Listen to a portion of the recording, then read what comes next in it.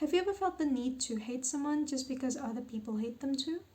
Or have you ever changed your lifestyle, your fashion style, or your behavior so that you can fit in with a new group of friends? My name is Aisha, and for my thematic analysis of English contemporary literature class, I had to make a portfolio in the form of a website where I would put reflections and literary analysis of literary works within a specific theme. And for this project, I chose to cover peer pressure. A psychological phenomenon called groupthink talks about how people would most likely follow the option that best represent the group, while setting aside their own individual belief. This phenomenon results in people being pressured to make a rational decision so that they can get accepted in the society. This is what we call peer pressure. Now, personally, I think peer pressure is a very interesting topic because it's very internalized in our society. It's something that we're very used to, that we don't really see it as a problem anymore. But because of peer pressure, we have to be the people that we're not sometimes. Because we want to fit the society, we have to change parts of ourselves, parts that are not acceptable based on what people think. Literary works often brought up this theme by showing how expectations and pressures suffocate us and turn us into a standardized robot, which is something that I really don't want to be. So I decided to cover this theme to explore more on how peer pressure shape us and the people around us. In this video essay, I'm going to talk about what is peer pressure and how it is being portrayed in literature. Alright, so let's talk about the definition of peer pressure first. Peer pressure is simply a direct or indirect influence from our peers, usually people with the same likings, hobbies, tendencies, even social statuses would gather together and they have the tendency to influence each other.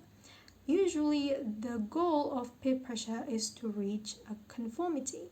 Conformity is when you're trying to match your behavior and your attitude with the social or your group's norm. This phenomenon doesn't only happen in a small group but also in society in general. By influencing each other to conform to social norms and rules, we think that we will be able to create a social harmony because everyone is now like-minded, which is great, but unfortunately, that's not the only thing that happens. The thing is, peer pressure doesn't only come with social harmony, but also the loss of individuality. You might have heard stories about people who are desperately trying to afford a luxurious lifestyle, which they most likely cannot do, just because they live in a place where luxury is the norm. Or you might have had teenagers who smoke and drink because their friends do that too and they want to follow their friends.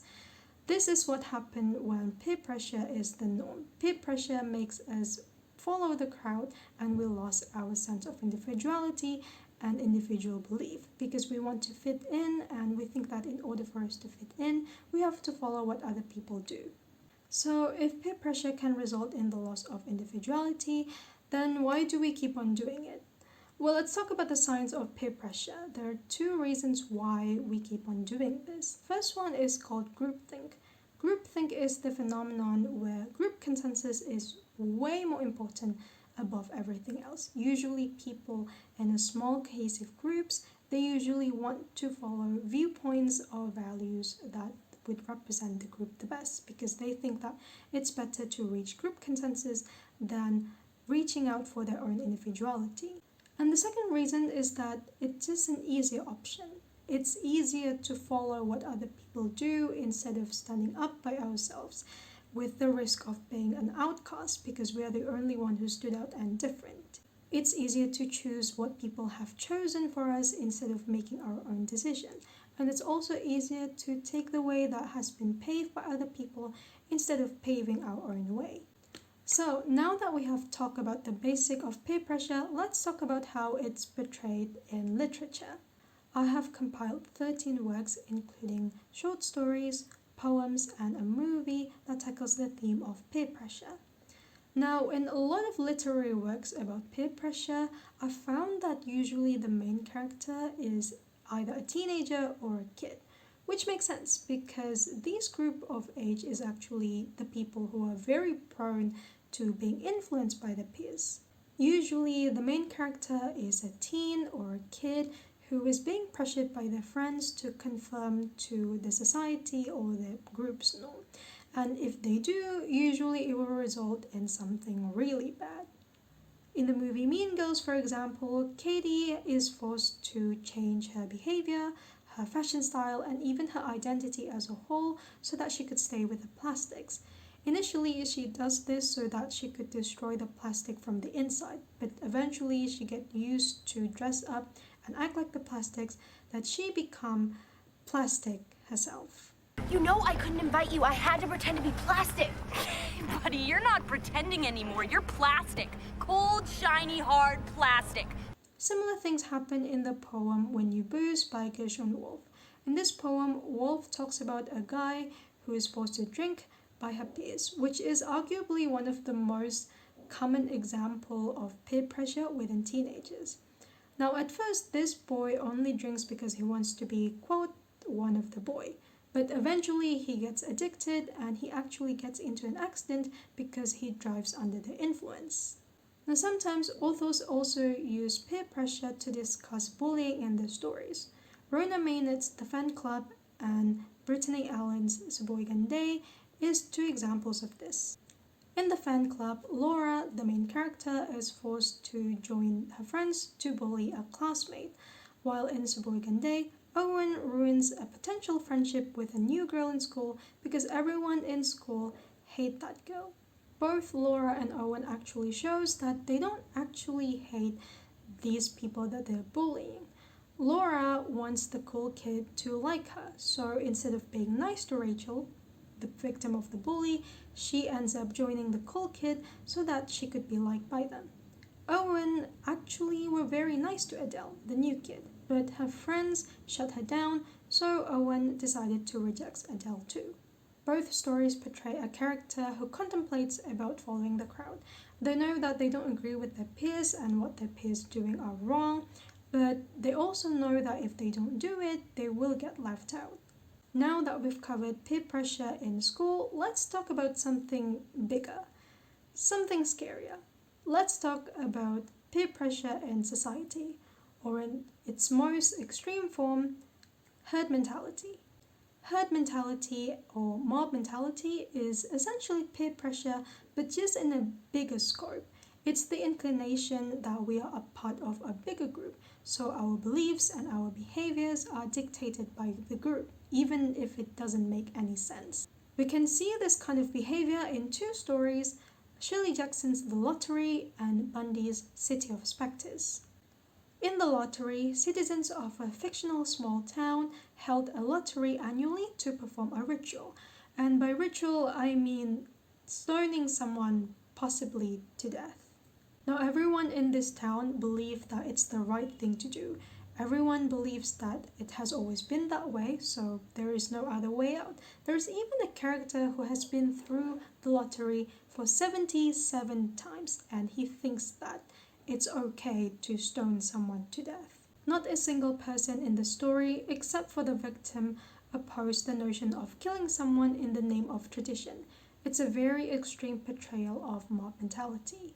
City of Spectres, on the other hand, is more realistic, which is actually scarier. The story is set in the city of Pyongyang in North Korea. Now, I think we can all agree that North Korea is probably the biggest example of groupthink and how following the crowd works.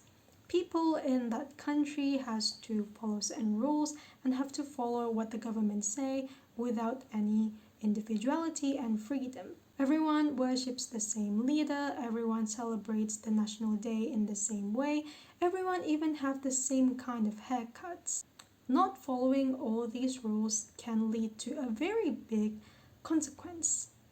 In the story, the main character is punished because she puts on a curtain that the government doesn't want her to put on.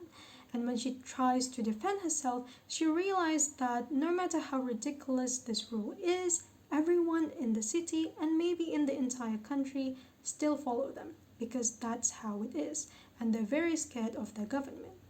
The Lottery and City of Spectres show what kind of world that we will be living in if everyone conforms to the society, if there is no individuality at all. I would say it's definitely a dystopia. Some stories about peer pressure also talks about the consequence of not conforming. In City of Spectres, main character Han Kyung-hee is forced to relocate from Pyongyang to the rural area because she is brave enough to go against the government. Another consequence of not conforming to the society is to lose your place in society itself.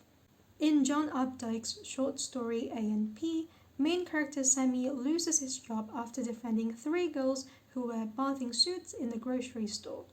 He does this because he values freedom and he doesn't agree with the rules set in the A&P that he works in. However, at the end, he ends up contemplating his decision because he realizes that what he did makes him unacceptable to the society. Speaking about unacceptable, Emily Dickinson's poem Much Madness is Divine Sense talks about how people who goes against status quo would be seen as crazy. In this poem, Dickinson says that these people would be, quote, handled with a chain because they're deemed as dangerous, all for being different. These stories and poems show that even though freedom and believing in our own value is good, in real life, peer pressure is a very big thing that not following the norms and rules is a very risky move for us to do. In conclusion, peer pressure is a direct or indirect influence from peers. This behavior is based out of groupthink and the need to find consensus within group members. In a lot of literary works, peer pressure is presented through the eyes of youth because they are the people who are the most prone of peer pressure. The movie Mean Girls is a very popular example of this. You can also see this in poems such as When You Booze by Gershon Wolfe and also in short stories such as The Fan Club by Rona Maynard. A more extreme and bigger form of peer pressure is called herd or mob mentality. We can see this in stories such as The Lottery by Shirley Jackson and The City of Spectres by Bundy. Writers also seem to realize that going against peer pressure have a very big consequence, from losing your friends in The Mean Girls or becoming a very horrible person in both The Fan Club and The Lottery, or being seen as crazy like what Emily Dickinson wrote. Now, I personally believe that peer pressure is a very interesting topic and I think it's rarely touched upon in a lot of contemporary literature. And I also found that a lot of the literary works that I've read, they only talk about the negative side of peer pressure. And I think peer pressure is not always a bad thing. So it would be great that in the future I could find more stories and poems that talk about the effect of peer pressure, both the good and the bad.